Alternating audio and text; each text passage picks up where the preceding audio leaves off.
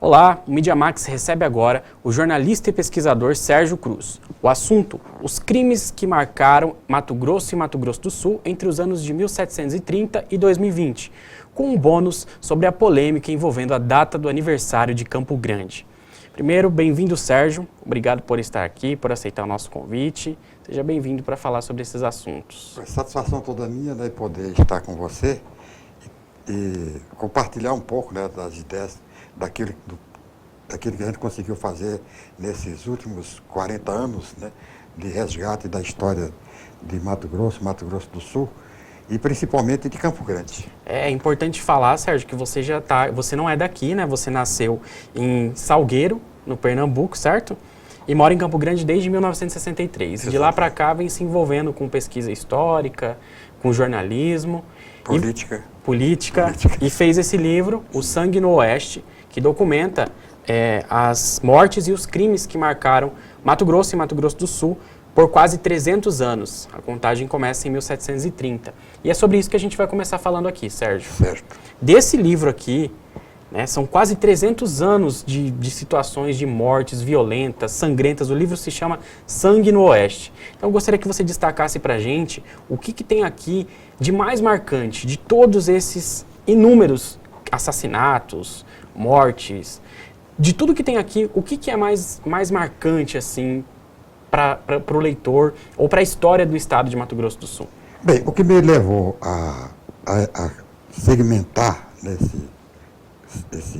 essa história dos crimes foi o tempo em que eu trabalhei em jornal popular, né? Nós tivemos aqui o jornal Primeira Hora, que era um jornal que destacava exatamente os crimes. E tinha uma grande procura, uma grande aceitação. O jornal foi um dos melhores do seu tempo aqui em Campo Grande. Então, ficou aquilo na cabeça, né? O crime, né? As pessoas se interessam pelo crime. Muito. Por que as pessoas se interessam pelo crime, né? Porque o crime, ele marca, né? Ele termina, em certas condições, ele termina até mudando, né, a história, criando novas leis e tal, através do crime. Então, foi o que me sugeriu a segmentar. É claro, vão vir outros temas, né, que eu vou nesse meu acervo. Meu acervo tem mais de 1.500 verbetes, né? Então dá para você fazer uma distribuição enorme, abordando todos os principais assuntos históricos do Estado. Então, o que me levou a fazer foi exatamente essa minha inspiração, né, no jornal Primeira Hora. E a história é essa. É o Sangue no Oeste, depois vai vir a história de Campo Grande, depois eu pretendo, já está em fase de preparação, a história da fundação do estado de Mato Grosso do Sul, depois Guerra do Paraguai, retirada da Laguna, tem a questão econômica, né? São vários, eu tenho a impressão que vai dar uns 5 ou 6 livros, né, diferentes. Então, eu estou fazendo isso aproveitando os meus 80 anos, né? Que daqui para frente agora é só tentar traduzir tudo aquilo que foi feito no decorrer da vida para deixar um legado, né? Então essa é a minha preocupação. Bacana, Sérgio. Do Sangue no Oeste aqui, são muitos assassinatos, morte, violência. Do crime, ou não sei, às vezes não foi um crime. O que você acha, o que você destaca, que acha que é o mais marcante, assim, nesse acervo ou para a história do estado de Mato Grosso do Sul? Em termos de contemporaneidade, né, coisa mais recente, esse foi realmente o mais chocante, porque foi um crime de repercussão nacional. Sequestro do Ludinho foi um dos primeiros, né, no Brasil. Sempre houve sequestro e tal, mas nunca com tanta repercussão e com tantas características de sequestro mesmo, né, porque sequestro de uma pessoa rica, né, pessoa muito rica, conhecida na cidade e tal. Então esse realmente foi um dos crimes que mais chocaram. O ano foi 1976. 76. Nessa época eu não estava na imprensa, estava na política, eu era deputado estadual nessa época. Então mas eu acompanhei, né, aliás, o Brasil inteiro acompanhou como se fosse uma novela, sabe? E o que aconteceu? Como é que foi essa história do sequestro do Ludinho, sequestrado, assassinato? O Ludinho era um playboy muito popular na cidade, sabe? As pessoas gostavam dele, ele era até humilde, né, pela fortuna que detinha e tal. Gostava das aventuras aí da juventude e tal, carro. Né, Filho do Lúdio. Lúdio Martins Coelho. É. Então ele era amigo, inclusive amigo dos sequestradores, né? Sequestraram e tal, e exigiram uma grana do pai, o pai não deu dinheiro. Dizem eles no depoimento que ele ia morrer de qualquer jeito, né? Mesmo que desse o dinheiro, ia morrer. Iam matar. Iam matar porque ele era muito conhecido, e era muito conhecido dos caras, tal, então não ia devolver, iam matar de qualquer jeito. Mas não foi dado o dinheiro, que isso aí foi usado, né? Porque não deu, se tivesse dado, podia ter salvo, né, o garoto. Então. Foi mais ou menos isso. E a história, naquele tempo, era o tempo da ditadura, e foi muita censura, sabe? A gente não tinha muito acesso às informações, elas foram chegando muito para atender os interesses da... Elas já chegavam filtradas ali, conforme os interesses dos... Para atender os interesses da própria investigação e tal, para não chocar também, porque a ditadura tinha muito disso, sabe? A ditadura queria esconder muito essas violências, né? Porque a violência mostrava um lado fraco da questão de segurança e tal. Eles não gostavam que dessa notícia. Aqui você dava notícia de qualquer coisa que acontecia na cidade, falta de luz, né, na cidade. No dia seguinte o general te convidava lá para dizer que você não podia ter publicado aquilo e tal. Ia jogar a população contra uma instituição do Estado e tal. Então, foi feito mais ou menos. E eu acompanhei bem esse fato do Ludinho. Eu estava aqui já fazia tempo, acompanhei. Foi um caso realmente que teve uma repercussão enorme. E eu, claro, não poderia ter... Aliás, eu até escrevi muito sobre não cheguei a publicar, mas escrevi muito sobre esse fato do Ludinho. Tem muita coisa escrita sobre tem uma pesquisa ampla sobre esse caso do Ludinho, sabe? Ele morreu aos 21 anos. Morreu jovem, criança de tudo, né? E por que o senhor acha que comoveu tanto o Brasil, Mato Grosso do Sul, a ponto dos cantores milionários José Rico fazerem até uma música em relação a tudo isso? Por que a população ficou tão comovida com essa morte? Porque pela repercussão nacional, né? É um sequestro com cara de sequestro mesmo, né? Porque tem o tal de sequestro relâmpago, sequestro não sei o quê, sequestra pobre. Sequestrar pobre não adianta nada, né? Sequestraram uma pessoa rica. Sequestrar uma pessoa rica, quer dizer, com um sequestro com todas as características de sequestro mesmo. Sequestro é isso aí, o sequestro do ponto de vista policial, né? E de repercussão nacional, de repercussão de novela, é esse aí do caso do Ludinho. Foi realmente muito... Outro em Mato Grosso do Sul não teve. Nesse nível não. Nesse nível não teve. Aí sequestro aí tem todo dia, né? Agora, nessa dimensão de repercussão, não me lembro nem outro.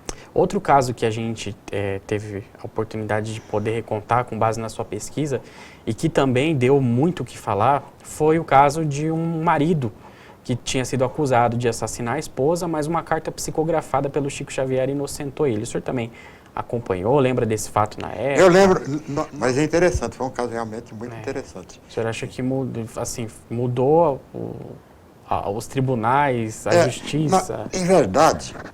Que aceitar uma carta psicografada como em verdade, foi uma das provas mostradas, sabe? A carta não foi decisiva, a carta, né? A carta, se isolasse a carta, aí talvez não tivesse tido o efeito que não tivesse tido a repercussão que teve. Agora, o que inocentou mesmo foram outras provas, né? A carta estava junta. Então, a carta, pelo curioso, pelo inusitado, ela terminou ganhando uma enorme projeção e tal. Mas agora, se você pegar o processo e ver... Não foi só isso. Não foi só a carta. Tem a carta e tem outras provas, né? Inclusive de enfermeiras que conversaram com a vítima, a Miss Gleide Dutra, ex-Miss Campo Grande. Exato. Antes de morrer, ela falou lá no hospital, tal, então levou várias pessoas do hospital para testemunhar, tal. Então isso ajudou. É claro que a carta teve o efeito, foi a cereja do bolo, né? A carta ela ganhou projeção exatamente em cima desse caso aí. Para quem não conhece, o Sérgio documenta aqui no livro dele que esse caso aconteceu no dia 1º de março de 1980.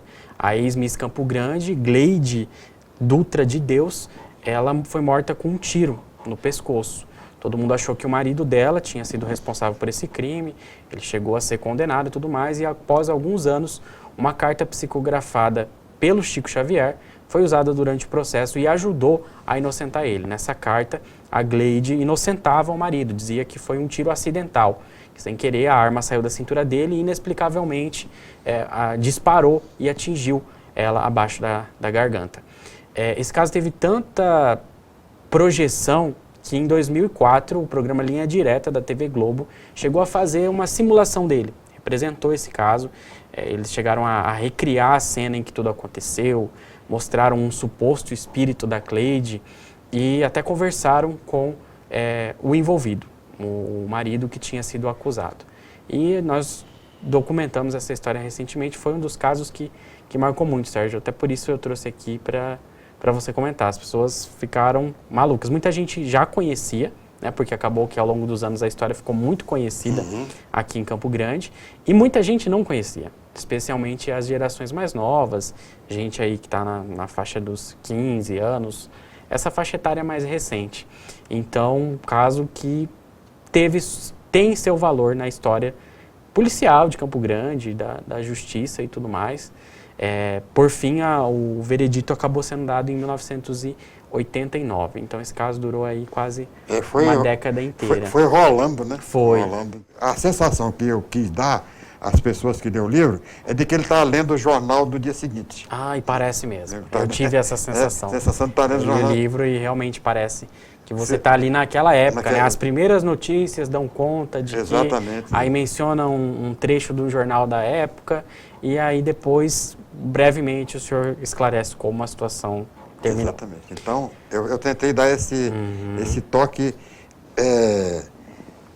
pouco científico, mas bem jornalístico, né? Certo. Bem de jornal, porque é o ambiente que a gente vivia, que a gente vive, então é um ambiente que eu procurei retratar nesse livro aqui e nos demais, né, que eu vou... Certo. Outro caso que eu gostaria de trazer aqui, que interessou muito os nossos leitores, foi a tal da chacina do circo, né, que parece que foi uma briga por causa de grito na plateia do circo aqui em Campo Grande, em 1913, se eu não me engano. O interessante nisso aí é que aconteceu no dia 13 de agosto de 1913, na Rua 13. Na Rua 13 de Maio, esquina com a Barão, se eu não me engano. Onde hoje é o edifício Rachid Neder. Olha, e o senhor consegue contar pra gente, lembra mais ou menos um pouquinho como foi esse caso? Esse caso, tinha um circo na cidade. A Campo Grande sempre foi uma cidade muito rebelde com relação às ordens de Cuiabá, sabe? Aqui o governador era de um partido, o prefeito aqui era de outro partido, tem uma grande rivalidade que sempre houve entre Campo Grande e Cuiabá, pelo fato de ser Campo Grande e ser Cuiabá, porque a questão da própria conjuntura política local.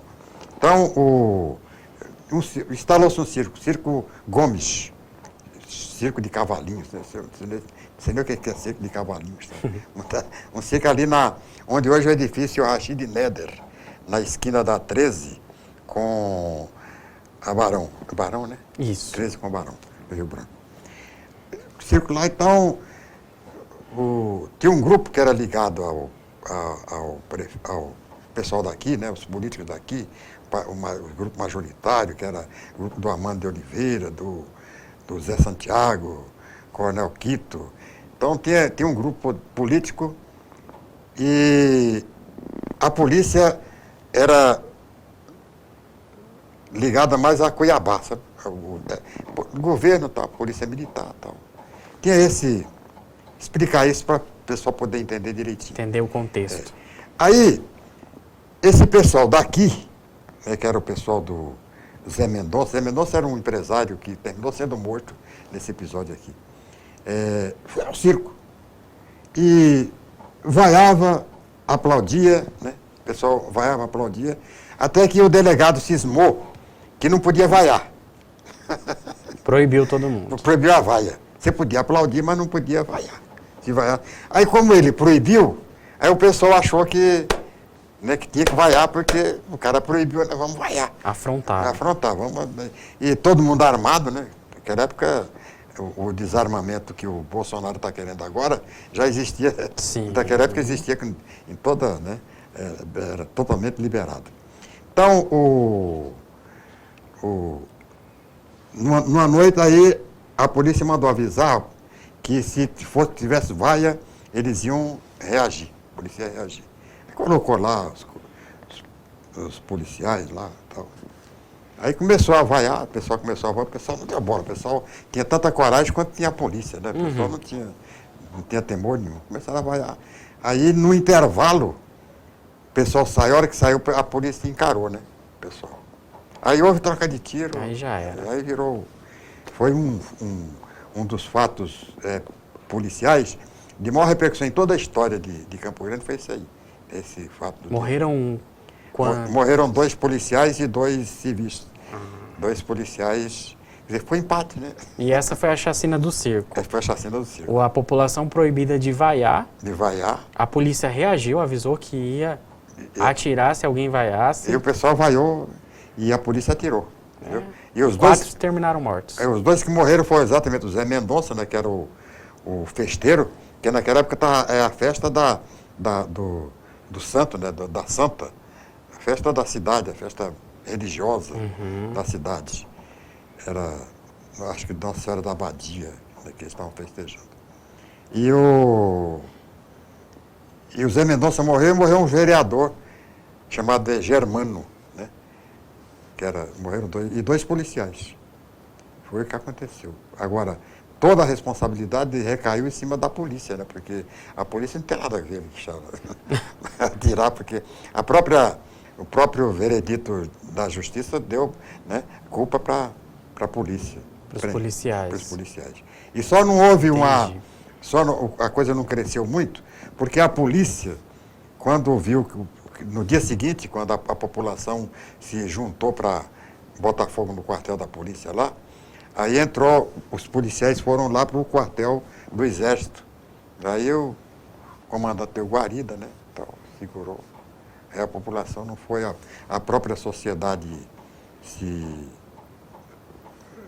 a chamada sociedade civil organizada, né? Se juntou tal e segurou, né? Impediu, sufocou o movimento, que era um movimento que era para acabar, era para botar fogo no quartel. Meu Deus do céu. Outro caso também que eu gostaria de comentar rapidamente com você, já é um caso assim que não teve tanta repercussão na época, uma coisinha assim mais no interior. Lá em Corumbá, esse adolescente foi pescar, não lembro, estava tomando banho, e aí aconteceu de que as piranhas comeram ele. Lá estava escrito, a matéria da época do jornal diz que o corpo dele foi encontrado completamente desprovido das carnes. Quando eu abri o livro e li esse pedaço, fazia pouco tempo que na novela Pantanal um personagem tinha morrido comido pelas piranhas. E aí, para ilustrar esse caso, que não tem foto, né, não tem nada, uma coisa um pouco antiga demais, vou até buscar aqui o ano certinho para a gente poder falar, eu acabei usando a foto ilustrativa da novela Pantanal. Eu vi. E as pessoas ficaram assim muito chocadas com esse fato, né, de uma piranha realmente ter comido um menino, né, que a notícia da época até dizia que ele era o melhor aluno da sala. Na sua opinião, Sérgio, por que hoje em dia esse caso gerou tanto interesse das pessoas? Tem vários casos de piranha comendo gente, vários casos de crime, tem aos montes. Eu publiquei, eu poderia ter publicado qualquer um outro, né? Sim. Eu queria só mostrar que a piranha comia mesmo, sabe? Que a piranha, que a história do boi de piranha não é brincadeira, é uma coisa séria. Tem gente que duvida. Tem gente que duvida. Então, a publicação, o motivo foi só esse. Porque é um caso corriqueiro. Comum. Né? Se você tiver com sangue no corpo, cair num rio desse aí, a piranha te come. Não tem. Não estava pensando na novela, porque a novela não tinha nem começado. Quando você escreveu, provavelmente não estava. Não tinha. Eu vi aqui, consegui achar aqui, foi em 5 de dezembro de 1947. Adolescente devorado por piranhas. E aí esse menino de 16 anos era aluno do ginásio Maria Leite, segundo a notícia da época, o melhor da sala. E ele caiu na água e uma série de piranhas ali tomou conta do corpo dele e ele foi encontrado com o corpo completamente desprovido das carnes. Muita gente não sabe, mas o Ari Coelho, que dá nome à praça Ari Coelho aqui de Campo Grande, foi um prefeito que foi morto numa viagem a Cuiabá, certo? E o senhor poderia recontar rapidinho aqui essa história para quem não conhece, a história do assassinato do prefeito Ari Coelho? A história completa do assassinato do Ari Coelho, com todos os detalhes e até meio romanceado, tem um livro que foi um dos meus primeiros livros, Por que Mataram o Dr. Ari? É um livro... Eu já ouvi falar nesse livro. Esse livro conta a história. Agora, o que aconteceu com o Dr. Ari é o seguinte: o Dr. Ari tinha uma rixa com o Arquimedes Pereira Lima, iam brigando. E o Ari, no dia que ele chegou, ele foi para Cuiabá, foi para uma audiência uma convenção do PTB, que era o partido dele, e uma audiência na CR3, que era a Companhia de Estrada de Rodagem, que distribuía recursos, as cotas municipais, né, para cuidar de estrada e tal. No dia que ele chegou lá em Cuiabá, ele foi a uma barbearia de manhã e alguém mostrou um jornal para ele. Um artigo do irmão do Arquimedes Pereira Lima, que destratando, agredindo, né, agressão violenta contra o Ari. Ele tinha que ir lá, e esse autor do artigo era um dos dirigentes de onde ele tinha que ir, da CR3. Sim. Foi lá ele sozinho, pegou um carro de um deputado emprestado, foi lá. Quando chegou lá, ele foi lá para cobrar essas cotas que estavam atrasadas, entendeu? Quando ele abriu a porta, o cara atirou nele, matou. Foi uma emboscada. Foi emboscada. Em 21 de novembro de 1952. Foi o crime político de maior repercussão até hoje na história de Mato Grosso e Mato Grosso do Sul, foi isso aí. Morte do prefeito de Campo Grande. Morte do prefeito de Campo Grande. 1952. Porque ele era eventual candidato ao governo, entendeu? E se ele tivesse continuado vivo, teria sido governador, com certeza. E aí, então não havia muito interesse que ele sobrevivesse, inclusive dos próprios companheiros, né? Certo. Que disputavam com ele dentro do partido. Então esse foi realmente um crime muito... de repercussão muito grande no Brasil inteiro. Marcante. Sérgio, quem tem interesse no Sangue no Oeste, pode comprar onde? Já está disponível? Como é que faz para as pessoas que têm interesse em saber tudo? Isso aqui que a gente falou não é nada perto do que está documentado aqui. Tem muita coisa além, muitos fatos históricos, crimes sangrentos de todo tipo. Então, quem tem interesse, Sérgio, pode conseguir esse livro como? Esse livro está nas plataformas, né? Tem na plataforma do Amazon e na plataforma dessa UICLAP, que está aqui, pequenininha aqui embaixo, UICLAP. Tá. É só entrar nessas plataformas e digitar ou Sérgio Manuel da Cruz ou Sangue no Oeste, que vai aparecer lá o livro com todas as informações para você adquirir. Disponível online. Inclusive online. A versão impressa, física, já está disponível também? Também já está à venda. Já está à venda, já faz tempo. Legal. Já está à venda, as duas. Então, certo. É muito simples, fácil, né? Certo. Tem gente que não gosta de ler, né? De manusear, que acostumou em ler Eu também leio muito no celular, mas eu prefiro manusear, abrir o livro e tal. Entendi. E como foi sua pesquisa para fazer isso aqui, Sérgio? Você usou jornais, livros? Como foi sua pesquisa? Você sabe quanto tempo demorou? Os fatos mais recentes, eu utilizei os sites, né? Media Max, Campo Grande News e tal. Esses sites, né? Mais que se preocupam mais com... que dão as notícias mesmo. E jornais locais com mais dificuldade, porque a gente não consegue colecionar jornal, né? Sim. Jornal o papel é muito difícil para você juntar, a mulher já leva para forrar o chão.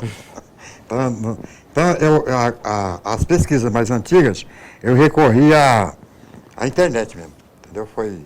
E me ajudou muito, tem me ajudado muito, e aconselho até quem quiser fazer pesquisa, a Hemeroteca da Biblioteca Nacional.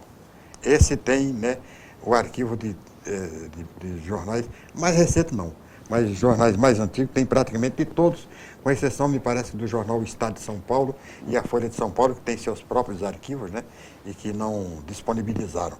Mas a Forense aí tem todos na hemeroteca tem. E eu trabalhei muito. A princípio, eu tinha uma pessoa lá em Cuiabá, por exemplo, que a história está toda lá, na história nossa aqui. Infelizmente está toda lá. O pessoal daqui não gosta muito de guardar coisa, né? Troca, vende jornal, bibliotecas aqui que vendiam jornal para padeiro. Eita, Pedro. Entendeu? Lá em Cuiabá realmente tinha. Então eu tinha uma pessoa lá em Cuiabá, remunerada, né? Para me mandar informação, para me mandar notícia de jornal. Bacana. Cada mês ele ia mandando, né? E eu fui juntando esse material. E assim, você pensou, vou juntar os crimes aqui, motivado por aquilo que você disse já no início da entrevista, notando o interesse das pessoas por esse assunto, o que levou você, nossa, vou juntar tudo, vou fazer o livro Sangue no Oeste e juntar todos esses crimes e essas mortes marcantes? Esse material era um material que eu já tinha mesmo, aí, faz parte do meu acervo, né? Só juntou tudo? Eu só segmentei, né? Falei, bom, agora eu vou fazer dos crimes. A primeira experiência foi essa aqui, desse meu acervo. E foi esses crimes de...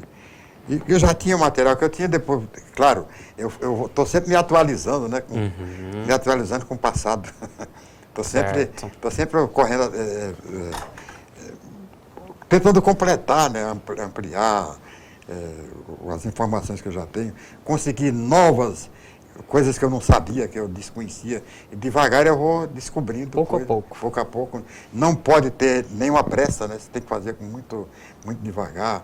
Tem que correr para a informação ficar completa. É o seguinte, isso aqui, ó, daqui 100 anos, alguém vai achar esse troço aqui, ó, e vai ler, e vai conferir. Será que ele não errou, se ele não mentiu e tal? Não omitiu? Então ele vai lá, né, o cidadão vai lá, como eu estou fazendo hoje, né, para descobrir coisas. Tem um legado. Exatamente isso.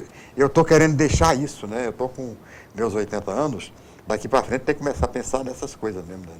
Nos legados. Em deixar alguma coisa. Deixar alguma coisa, porque eu não tenho nenhum direito de guardar para mim aquilo que eu aprendi. Seu conhecimento. Tenho que compartilhar, né? As pessoas têm que saber.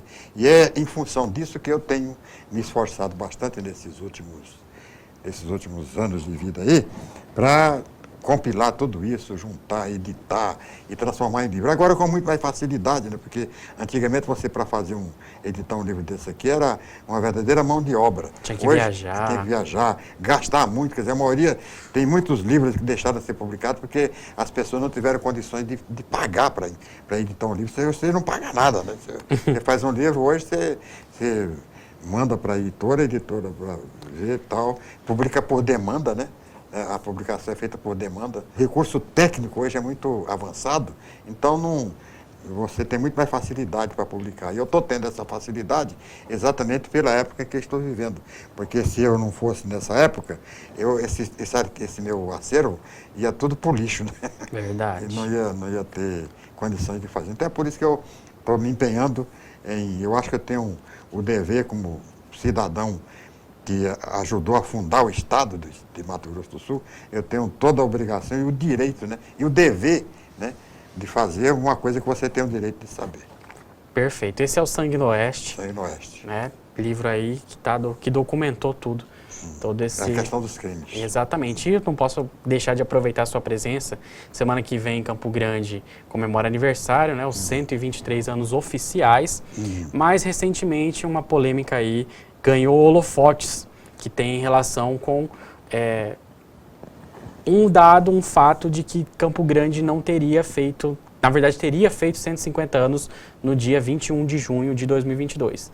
Então, se o senhor pudesse esclarecer para quem não conhece também, que história é essa? Campo Grande tem 123 anos, é isso mesmo, agora no dia 26 de agosto de 2022, ou é 150? E já aconteceu, esses anos já foram completos no dia 21 de junho. Essa história aqui, nós teremos que fazer mais um programa um programa, porque essa história é muito longa, né? Em verdade, eu não considero uma polêmica, eu considero uma coisa normal. Eu até cito no livro, aqui na introdução, os casos do Brasil. O Brasil foi descoberto em 1500, no dia 21 de abril, mas o dia do Brasil é 7 de setembro de 1822. A independência do Brasil. Dia da independência. Então, eu considero isso. O 1872 é a data do descobrimento de Campo Grande. E 1899 é a data da emancipação de Campo Grande. A única coisa que eu estranho e lamento é que só se lembrem do 1899, do 26 de agosto, que pode ser naturalmente dia da cidade, nós não podíamos esquecer de uma forma até desprezível, o dia 21 de junho, porque dia 21 de junho foi o dia em que o Zé Antônio Pereira chegou aqui. E esse dia está marcado nas armas, nas marcas de Campo Grande, no escudo de Campo Grande, tem lá 1872, e no outro lado da bandeira está lá 1899. São duas datas de Campo Grande, que não poderiam ter sido esquecidas.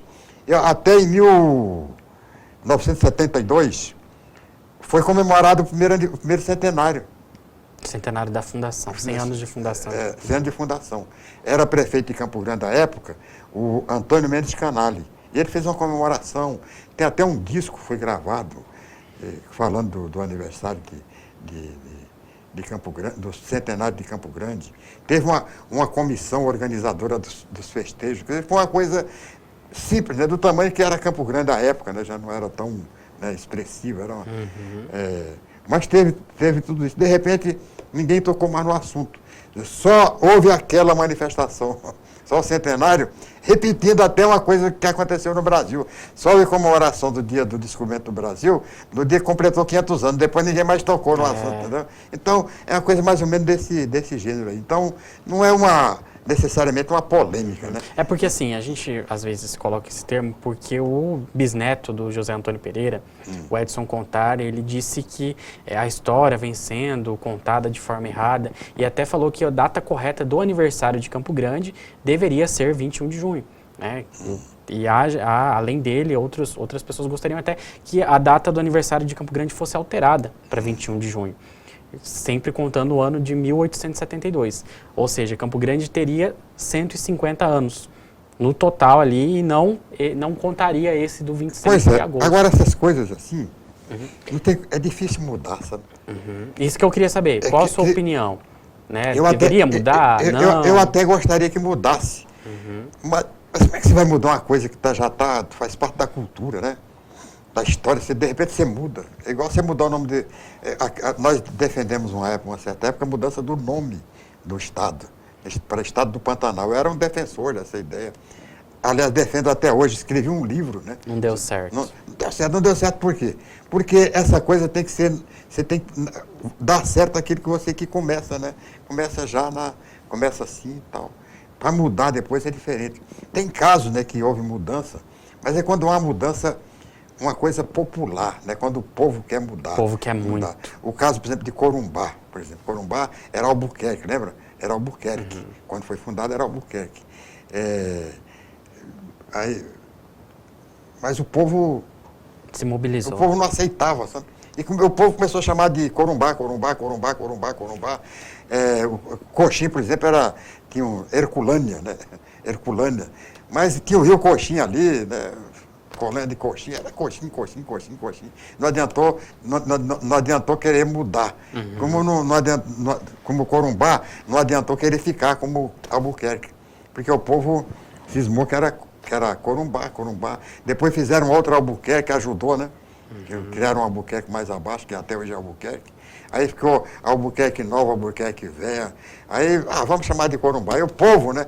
E interessante que lá houve uma reação em Corumbá, houve uma reação das autoridades. As autoridades que não queriam mudar o nome. Ele pegava o Levegé, por exemplo, era contra, não queria mudar, ninguém queria mudar o nome para Corumbá. Esse ano, inclusive, o presidente do TJMS também escreveu uma carta, mandou uma carta para a Câmara pedindo essa alteração da data, né? O que ela pelo menos fosse lembrada anualmente. Então, existe isso de que alguns querem que a data deixe de ser em 26 de agosto, deixe de ser comemorada em 26 de agosto, para lembrar o 21 de junho da fundação do José Antônio Pereira. Como você disse, o 21 de junho de 1872 representa o dia que ele chegou. Aqui a gente tem até o monumento do carro de boi, que representa isso e tudo mais. E principalmente os parentes e até alguns historiadores pensam que essa data é mais relevante, 21 de junho, do que o 26 de agosto. Com certeza. Eu também acho que é muito mais relevante. Agora, o que eu lamento é que as autoridades, né, municipais, no caso o Canal em 1972, ele podia ter aproveitado esse movimento, né, essa movimentação, não digo movimento, e mudado, naquela época ter mudado. Porque mudar hoje não muda, igual você querer mudar o 7 de setembro para o 21 de abril. Não tem, não muda, vai conseguir. Não vai conseguir. Claro, a opinião, eu até apoiaria o movimento nesse sentido, mas esse movimento aí tem que ser uma coisa espontânea. Foi o que nós quisemos dar para o estado do Pantanal. Nós queríamos criar um movimento para criar uma reação popular que não houve, né? Não houve, frustrou exatamente porque os órgãos de imprensa mais conservadores foram contra, etc. Tal. A televisão Morena, que era o órgão de maior influência, foi contra. O Correio do Estado foi contra, entendeu? Então não teve como você, né, segurar a opinião pública. E já essa confusão é muito difícil você mudar.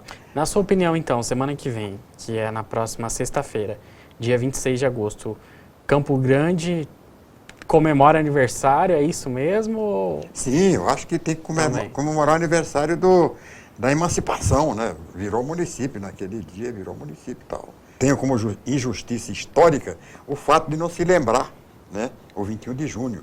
Eu acho que o município, né, tinha que ter tido a preocupação de manter, não precisa ser feriado, né, mas manter pelo menos um ponto facultativo nas escolas, ou uma lembrança em cada escola do município, alguém fazer alguma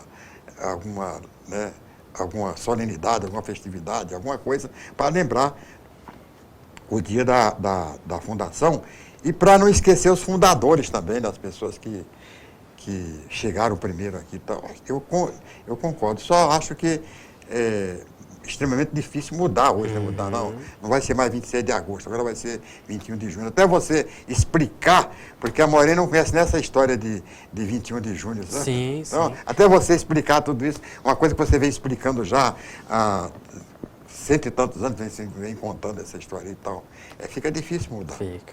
Mas então tá aí, tá contada essa história documentada e a gente quer saber, nós aqui do Media Max queremos saber qual a sua opinião, né? Depois de ouvir esse relato, conhecer esse pedaço da história de Campo Grande, esse imbróglio a respeito do aniversário, alguns defendem uma data, outros defendem outra.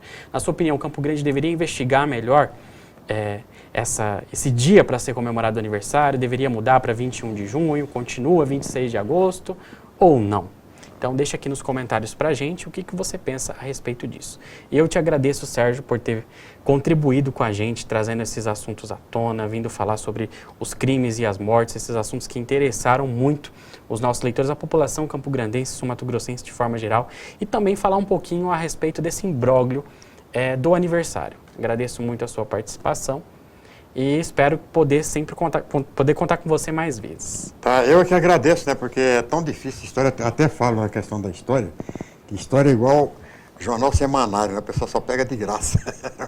Para pagar então, mais complicado. eu agradeço muito o seu interesse particular e o interesse do Media Max, né, em dar divulgação. Eu acho que é uma grande responsabilidade que nós temos, né, nós como profissionais de comunicação social, de não esquecer que é o jornal, seja ele impresso, seja ele online, ele é que tem a grande responsabilidade, né, de contar essa história. É a fonte primária, a primeira fonte que tem é exatamente o jornal. Quando eu estava no jornal Primeira Hora, todo dia, esse material que você vê aí, eu publicava um episódio do dia, né? Aconteceu hoje, o dia tal, eu já fazia isso. Não deixar a história ser esquecida. Não deixar a história morrer, né? Vai acabando, vai ficando depois, termina ficando uma história com alguns ídolos contrafeitos, né, coisa que não tem muito a ver. Algum historiador aventureiro que resolve contar uma história. E isso vai terminar passando, né, para as pessoas. Tem pessoas que inventaram aqui o tal de Estádio de Maracaju, né, o Estádio de Maracaju, que terminou virando um fato e que, na verdade, não é como se conta. Tal. Tem muitas coisas que a gente tem que ir levantando. Então, eu acho que o jornal tem, você que é jovem e que gosta de história, deve ter essa preocupação de contar essa história, trazer aqui quem conta história, principalmente as pessoas que daqui a pouco já não vão mais contar, não vão mais poder contar, né? Então, trazer essas pessoas para contar. Eu fico muito grato e estou à inteira disposição sua, do Mídia Max, para continuar contando as histórias do meu estado. Opa, muito obrigado. As pessoas, os internautas, leitores, podem te encontrar onde, Sérgio? Está disponível em alguma rede social? Ah, sim, eu estou no Facebook, Sérgio Cruz Facebook, tranquilo, Via Morena, né? À vontade, na Via Morena. Eu apresento programa ao vivo lá de manhã. E me encontra lá, Via Morena, o Sérgio Cruz no Facebook, né? O Sérgio Cruz no Facebook, também no WhatsApp. Eu estou em toda a rede social, estou por aí. E participo todo dia do programa do B de Paula na FM Difusora, apresentando a crônica do dia no programa dele lá, todo dia eu faço. Então, eu estou ativo, né? Enquanto a cabeça estiver no lugar e os pés puderem caminhar, eu estou caminhando aí em busca dos meus projetos. É isso. Tá certo, Sérgio. Muito obrigado mais uma vez. Um abraço. E o Mídia Max também está disponível nas redes sociais. Quem tiver interesse pode seguir a gente no Facebook, né, ou no Instagram, @MídiaMax. Tem também o nosso Instagram mais segmentado, da editoria de cultura e entretenimento, que é o @MídiaMais.ms. A gente espera você lá e muito obrigado por ter acompanhado até aqui. Tchau!